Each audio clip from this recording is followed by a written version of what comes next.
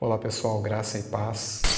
Saudamos a todos que estão nesse momento nos assistindo. Que o Senhor seja contigo, que o Senhor te abençoe. E estamos então, encerramos uma série que estávamos fazendo, que era Avivamento. E essa ministração então nós estamos seguindo na linha anual de leitura bíblica, né?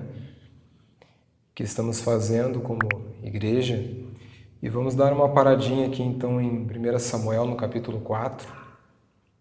E segundo o contexto histórico, então, nesse texto, Israel estava ainda naquele momento, como relatado em Juízes, quando cada um estava fazendo como melhor lhe parecia, né? Cada um agia segundo passava pela cabeça deles, né? Como eles achavam que estava certo. Esse era o comportamento do povo de Israel, essa era a postura de Israel.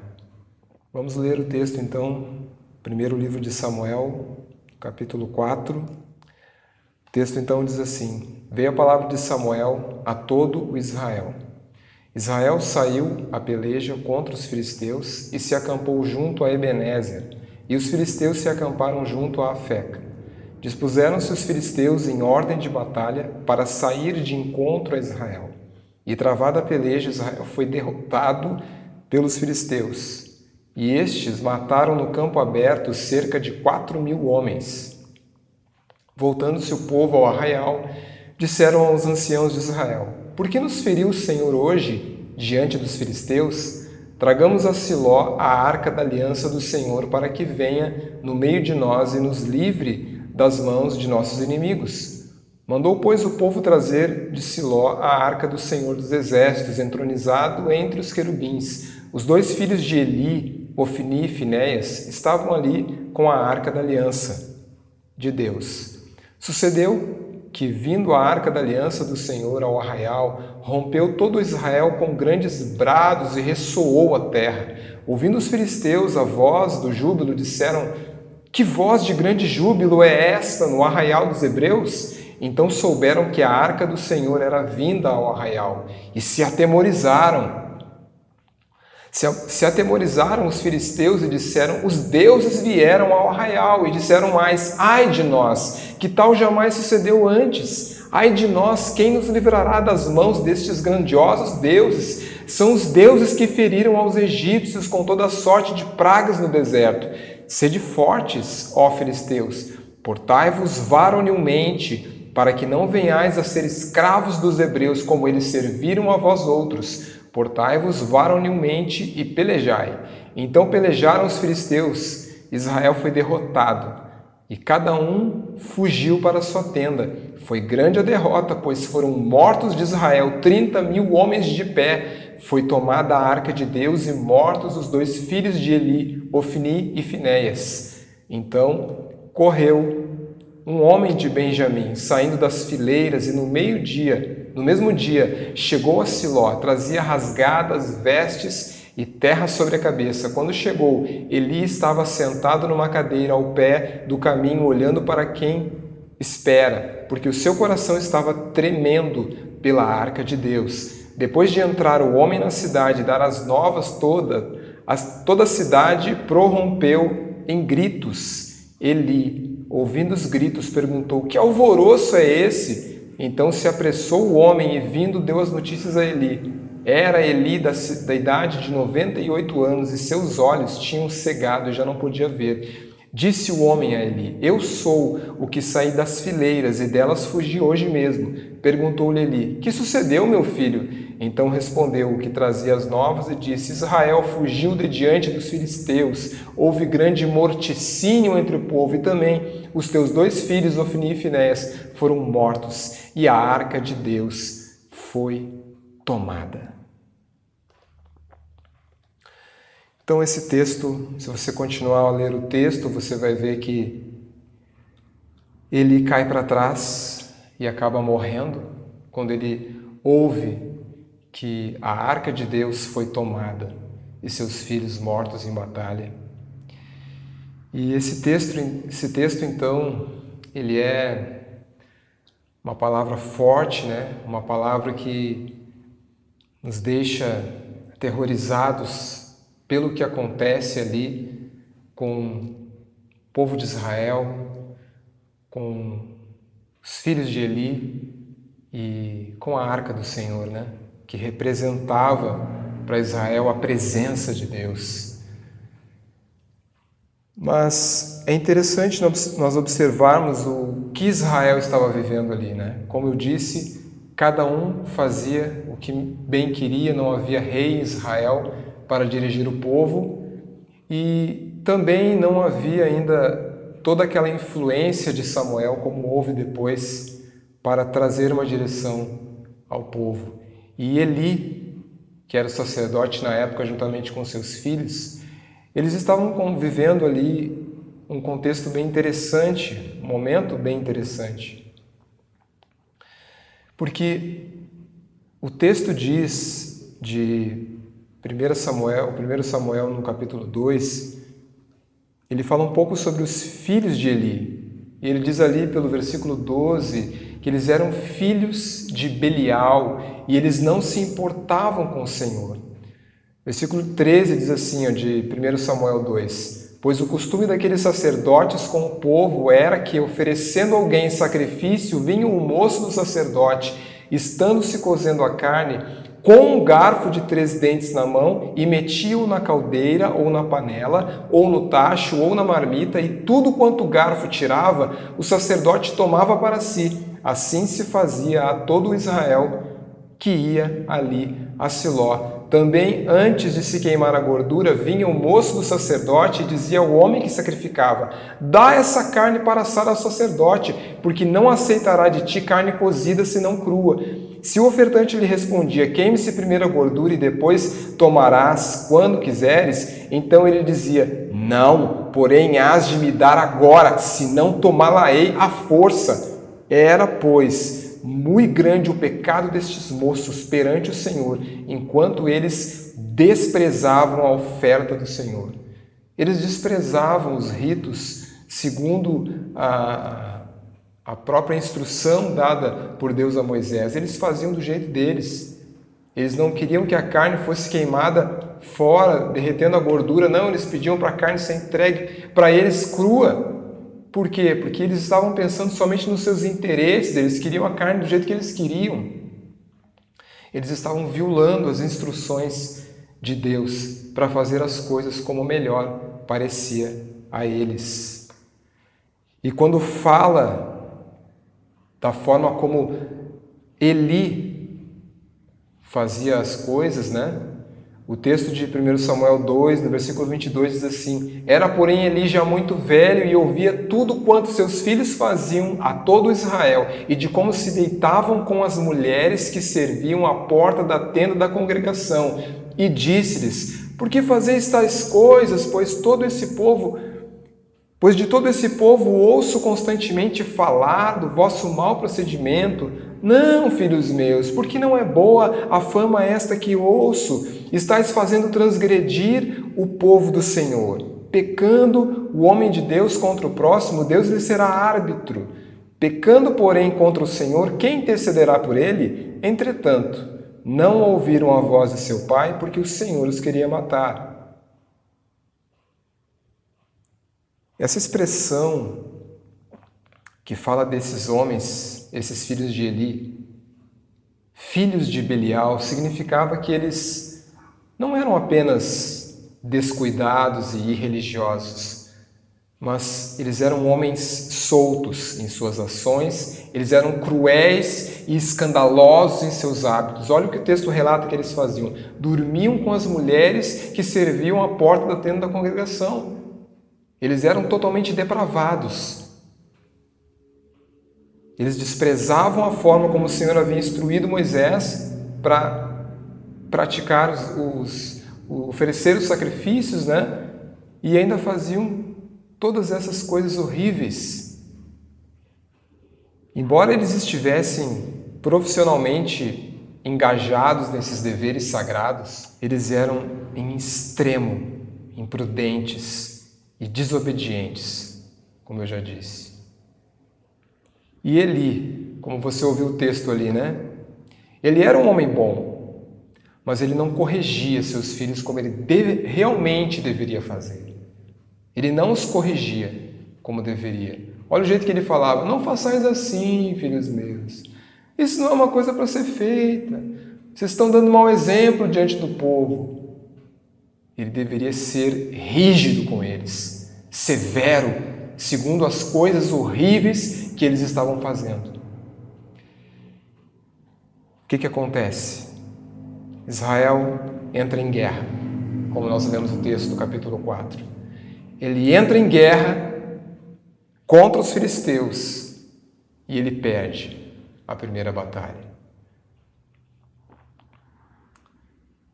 Mas ele pensa: vamos trazer a arca. Vamos trazer a arca do Senhor. Por que aconteceu isso com a gente? Vamos trazer a arca do Senhor. Vamos atrair a presença de Deus a esse lugar. Mas o caráter de Samuel, ele já estava plenamente estabelecido como profeta perante o povo. Todos viam Samuel como um profeta. E antes de Samuel entrar em cena, Israel estava sendo direcionado por Eli e seus filhos.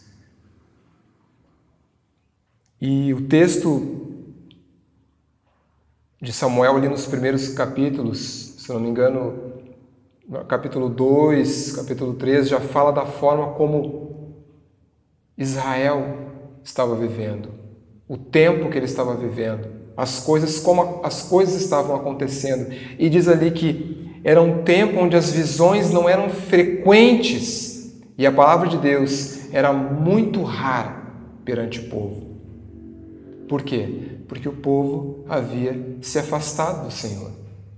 1 Samuel 3,19 diz que nenhuma das palavras de Samuel caíram por terra, mas todas absolutamente se cumpriram. Por quê? Porque Samuel era muito diferente desse sacerdote que estavam ali.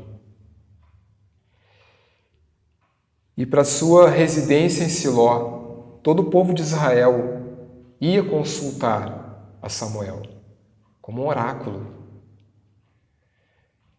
pela capacidade que ele tinha de receber o mandamento divino, receber a instrução divina, pelo dom de profeta que ele já tinha. Assim ele informava o povo aquilo que Deus estaria falando a cada um.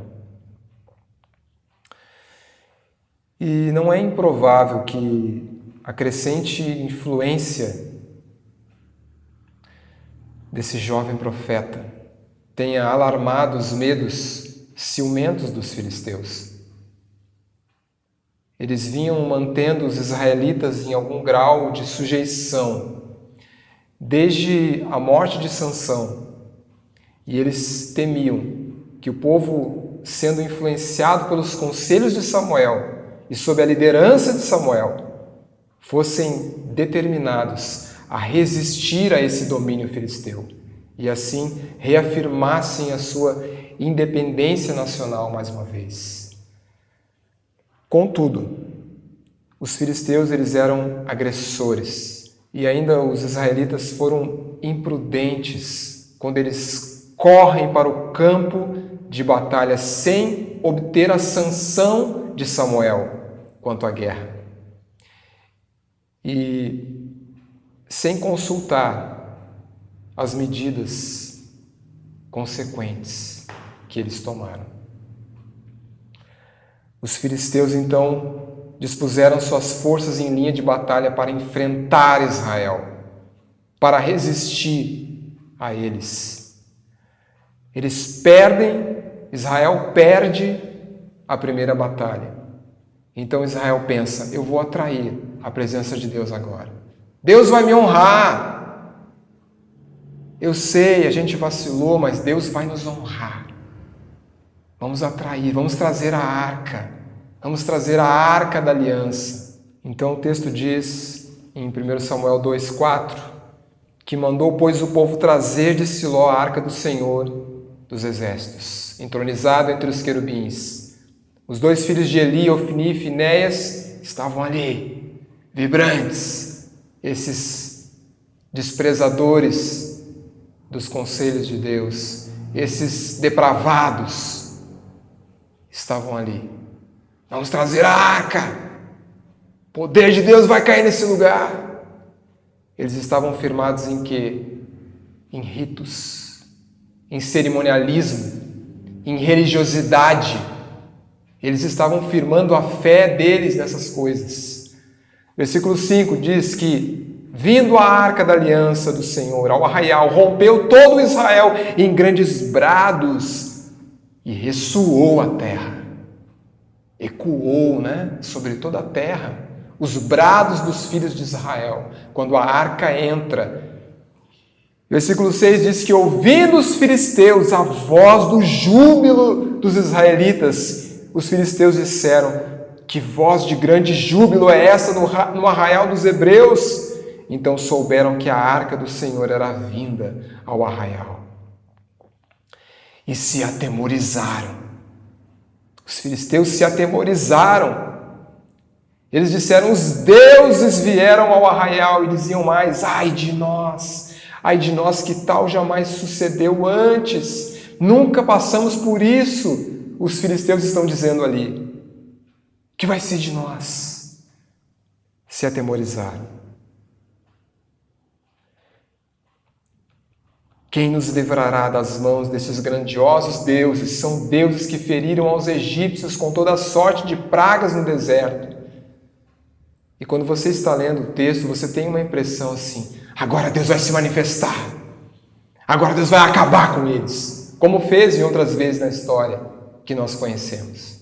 Mas não é o que acontece. Eles dizem para si mesmos, os filisteus: sede fortes, portai-vos varonilmente, para que não venhais a ser escravos dos hebreus, como eles serviram a vós outros. Portai-vos varonilmente e pelejai. Sejam másculos, sejam fortes, sejam homens, sejam vigorosos e vençam os israelitas. Não se deixem ser escravos deles de novo. Eles se estimulam a si mesmos. E o que acontece? Eles vencem. Você entendeu o que aconteceu ali?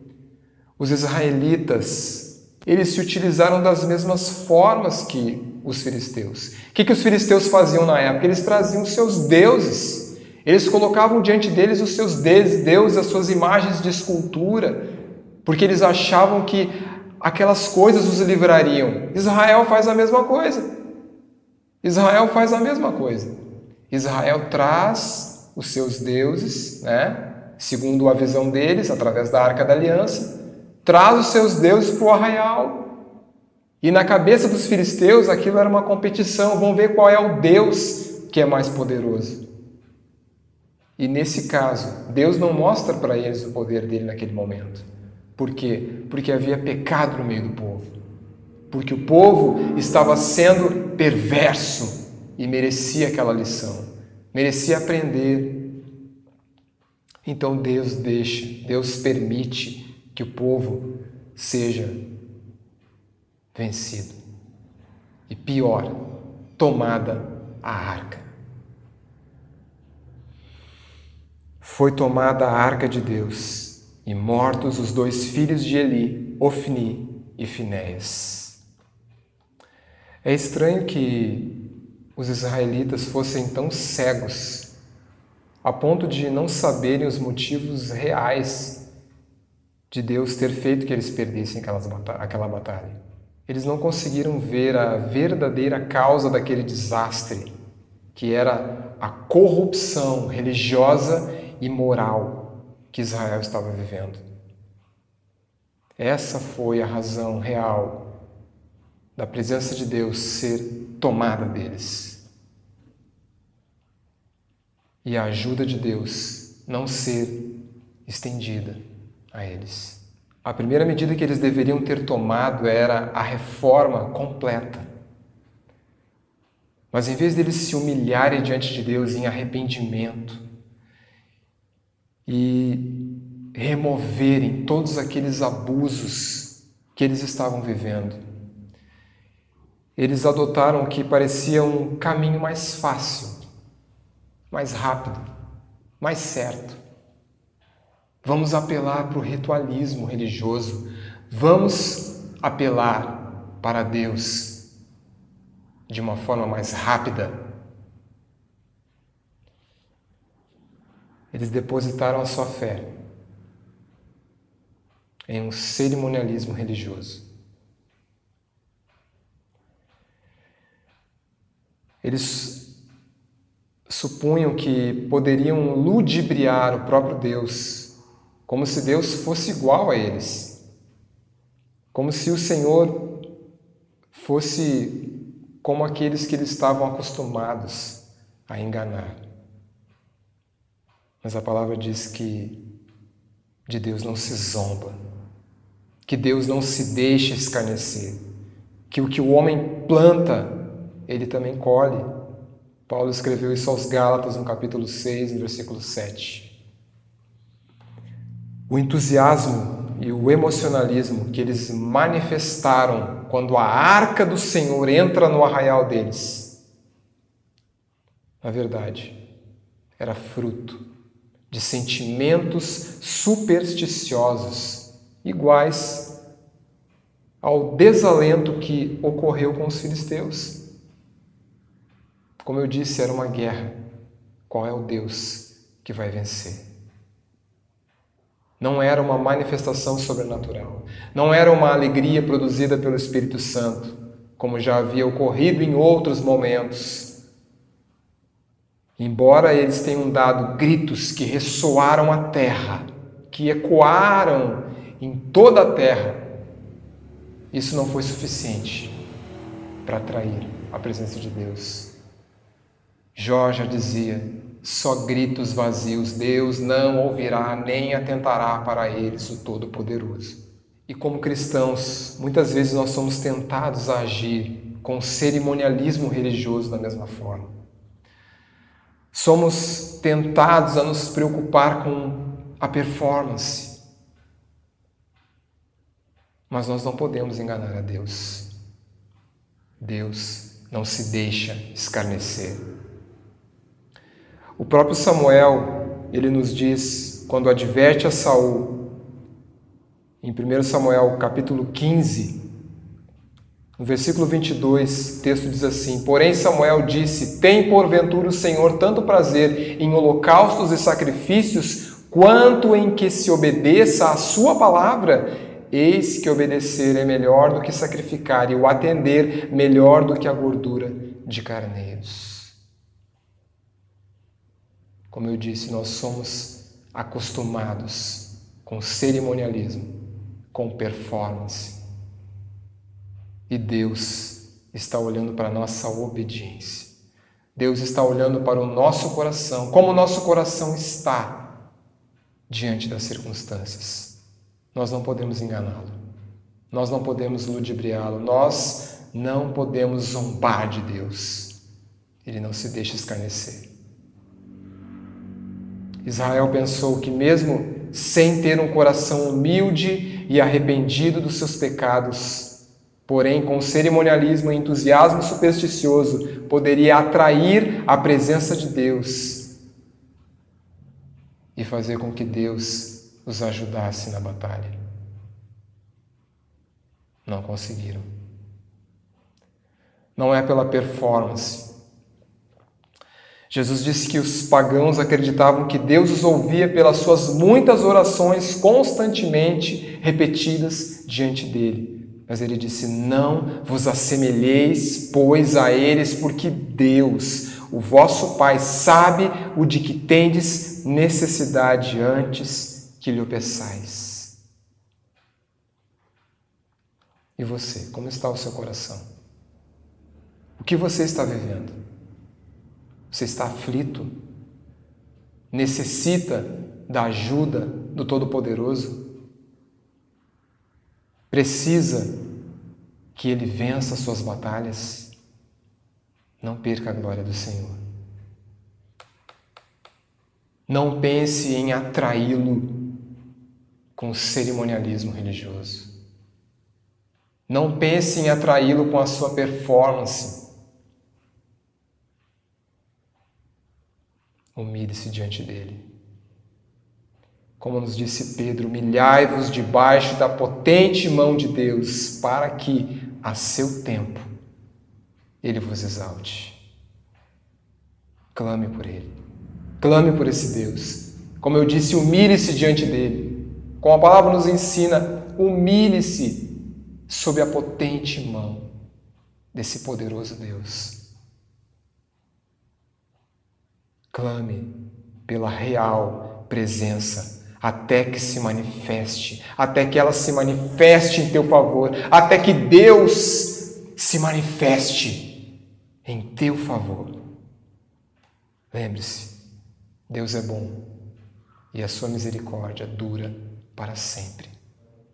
Em 1 Samuel, no capítulo 7, nós vemos o desfecho dessa história. No versículo 5 do capítulo 7, diz o texto assim: Disse mais Samuel: Congregai todo Israel em Mispá, e orarei por vós ao Senhor. Congregaram-se em Mispá, tiraram água e a derramaram perante o Senhor, jejuaram aquele dia e ali disseram: Pecamos contra o Senhor. E Samuel julgou os filhos de Israel em Mispá. Quando, pois, os filisteus ouviram que os filhos de Israel estavam congregados em Mispá, subiram os príncipes dos filisteus contra Israel. O que ouvindo, os filhos de Israel tiveram medo dos filisteus. Só que, quando você acompanha a história até aqui, desde que o povo de Israel havia perdido para os filisteus, coisas miraculosas haviam acontecido no meio dos filisteus. Eles levaram a arca para a casa de Dagom, onde estava o Deus deles, Dagom. E Deus se manifestou ali com a sua presença. Deus lançou por terra os deuses deles. Deus fez com que aparecessem várias úlceras sobre os homens. Deus trouxe o juízo e mostrou a eles o seu poder, por meio daquilo que eles pensavam que eles podiam manipular, que era a presença de Deus. Mas, mesmo eles tendo passado por tudo isso, eles pensaram: mas esse povo eu consigo dar conta. Eu não pude dar conta do Deus deles. E lançou de volta a arca do Senhor a Kiriat Jearim, mas eles ainda pensaram: mas esse povo é prevaricador. O Deus deles não está mais com eles. Eu vou vencê-los, mas eles não sabiam que eles haviam se humilhado. E porque se humilharam, a presença de Deus retornou a eles. O versículo 7 diz: Quando, pois, os filisteus ouviram que os filhos de Israel estavam congregados em Mispá, subiram os príncipes dos filisteus contra Israel, o que, ouvindo os filhos de Israel, tiveram medo dos filisteus. Então disseram os filhos de Israel a Samuel: Não cesses de clamar ao Senhor nosso Deus por nós, para que nos livre da mão dos filisteus. Olha como agora eles posicionaram corretamente a fé deles. Eles não colocaram mais a fé no cerimonialismo, ou naquilo que eles achavam que eles podiam enganar a Deus e ludibriar a Deus. Não, eles tiveram medo, porque eles sabiam que Deus estava agindo com justiça para com eles, e que Deus não teria eles por inocente se eles estivessem em pecados. Então eles se humilharam, eles disseram para o profeta: clama por nós, clama para que esse Deus tenha misericórdia de nós. Versículo 9: Tomou, pois, Samuel um cordeiro que ainda mamava e o sacrificou em holocausto ao Senhor. Clamou Samuel ao Senhor por Israel, e o Senhor respondeu. Olha que maravilha isso. Quando o povo se humilha, Deus responde. Como eu já disse aqui, Davi descobriu que um coração contrito e humilhado na presença do Senhor, Deus não pode resistir. Deus não resiste a um coração humilhado na presença dele, um coração contrito. E Deus, vendo essa humilhação do povo, Deus responde. Versículo 10. Enquanto Samuel oferecia o holocausto, os filisteus chegaram à peleja contra Israel, mas trovejou o Senhor aquele dia com grande estampido sobre os filisteus e os aterrou de tal modo que foram derrotados diante dos filhos de Israel. Aleluia! Esse é o Deus a quem nós servimos. Esse é o Deus com o qual eu me empolgo. Um Deus que responde a um povo humilhado e contrito diante dele. Saindo de Mispá, os homens de Israel perseguiram os filisteus e os derrotaram até debaixo de Bet-cá. Tomou então Samuel uma pedra e a pôs entre Mispá e Sem. Ele chamou Ebenezer e disse: até aqui nos ajudou o Senhor. Assim os filisteus foram abatidos e nunca mais vieram ao território de Israel, porquanto foi a mão do Senhor contra eles todos os dias de Samuel. As cidades que os filisteus haviam tomado a Israel foram-lhe restituídas, desde Ecrom até Gate, e até os territórios delas arrebatou Israel das mãos dos filisteus, e houve paz entre Israel e os amorreus. Quando nós nos humilhamos, querido, quando nós nos arrependemos dos nossos pecados, Deus se manifesta em nosso favor. Porque os filhos de Israel se humilharam em obediência a Deus, Deus se voltou para eles. A verdadeira glória de Deus retornou a Israel e seus inimigos foram derrotados diante deles.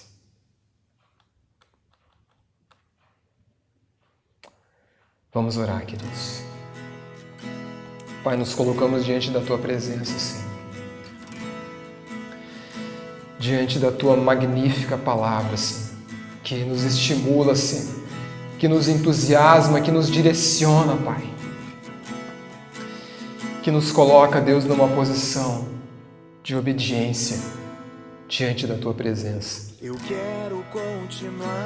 Pai, nós nos humilhamos diante de Ti, Senhor. Reconhecemos o nosso pecado, Senhor, e tudo que temos feito, Deus, que tem Te entristecido, Pai. E Te pedimos, Deus, olha para nós, olha para as nossas circunstâncias, Deus, olha para a nossa miséria, Pai, para a situação, Deus, que nós nos encontramos, Deus, e tem misericórdia de nós, Pai.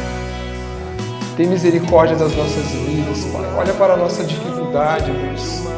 Olha para as nossas necessidades, meu Deus, e Te manifesta em nosso favor, Pai.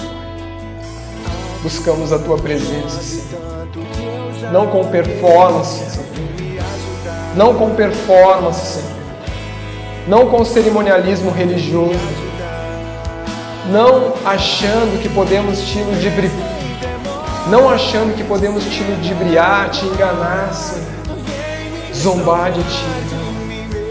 Sabemos que não podemos, ó Deus. Sabemos que o Senhor não se deixa enganar, não se deixa desobedecer. Te buscamos, Deus, em humildade, humilhação diante da Tua presença. E clamamos, Senhor, tem misericórdia de nós, meu Deus. Tem misericórdia da nossa situação, Pai. Tem misericórdia da nossa nação, Senhor. Tem misericórdia do mundo, Deus, nesse tempo terrível, Deus, de uma pandemia que se estende por tanto tempo. Tem misericórdia, Deus. Da mesma forma que o Senhor fez cessar outras pragas, Deus, outros vírus que se levantaram nessa terra e assolaram o mundo, nós Te pedimos, Deus, faz cessar, Deus, todo esse mal no nosso meio. Perdoa os pecados do Brasil, Senhor. Perdoa, Deus, a iniquidade, Senhor, que esse povo, Deus, tem cometido e praticado, Senhor, durante anos, Deus. Tem misericórdia da nossa vida, particularmente, Deus, quando nós temos vivido, Senhor, a mesma corrupção que nós condenamos, ó Deus, os líderes que já apareceram, Deus. Tem misericórdia, Deus. Nós Te pedimos, meu Pai, em nome de Jesus. Queridos, nós abençoamos a vida de cada um. Desejamos uma excelente semana a cada um, que o Senhor nos abençoe, que o Senhor nos livre de todo mal, que o Senhor seja contigo e com a tua casa. Em nome de Jesus, Deus abençoe.